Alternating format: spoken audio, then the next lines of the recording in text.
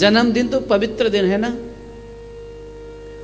और उस पवित्र दिन को इतना बुरा दिन बना देते हैं। जूठा मुंह से मलेंगे और फिर चीखेंगे, भूतों प्रेतों की तरह चिल्लाएंगे, ऐसी ऐसी आवाजें निकालेंगे। भगवान, अरे जन्मदिन मना रहे हो आप तो भूत प्रेतों की तरह चिल्ला क्यों रहे हो? कीर्तन करो, सुंदरकांड करो, भगवान के नाम का सुमिरन करो। और अगर मलने का ही मन करें तो हमारे व्रज की परंपरा को अपनाओ। अगर किसी के गालों में कुछ मलने का मन करे तो हल्दी मलो उसके गालों में। देखो कितनी पुरानी सोच है ये कि हल्दी मलते थे। और हल्दी एंटीबायोटिक होती है ना, वो कभी नुकसान नहीं करेगी। हल्दी मलिए, माखन मलिए। और एक और इस ठाकुर जी के जन्मोत्सव पे एक बात और आपको कहूँगा कि नंद जी महाराज से सीखिए कि जन्मोत्सव कैसे मनाना चाहिए। हमारे यहाँ जन्मदिन के दिन क्या क्या होता है, जरा इस भागवत में नंदोत्सव के माध्यम से मैं आपको बताने का प्रयास कर रहा हूँ। जन्मोत्सव के दिन पहला काम, घर में किसी ब्राह्मण को बुलाइए। जन्मोत्सव के दिन घर में रुद्राभिषेक कराइए। जन्मोत्सव के दिन हम लोग कुछ भी काम करते हैं, सनातन धर्म में कुछ भी संकल्प कार्य किया जाता है तो संकल्प से पहले दीप प्रज्वलन होता है।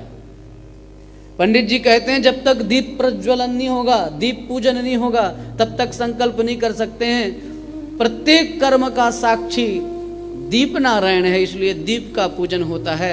हम हर काम दीप जला करके करते हैं, तो हमारे यहाँ जन्मदिन दीप बुझा करके क्यों मनाया जाएगा? बोलिए।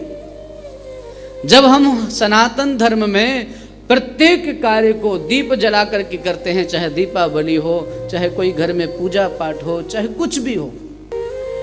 अरे तुम अगर 50 साल के हो गए तो 50 दीपक बुझाने की जरूरत नहीं है, आपको 50 दीपक जलाने की जरूरत है। और आपको से कोई पूछे कि तेल का या घी का दीपक जलाएं तो मैं कहूँगा नहीं नहीं, 50 वर्ष के आप हो गए तो उन 50 दीपकों में आप एक दीपक जलाइए।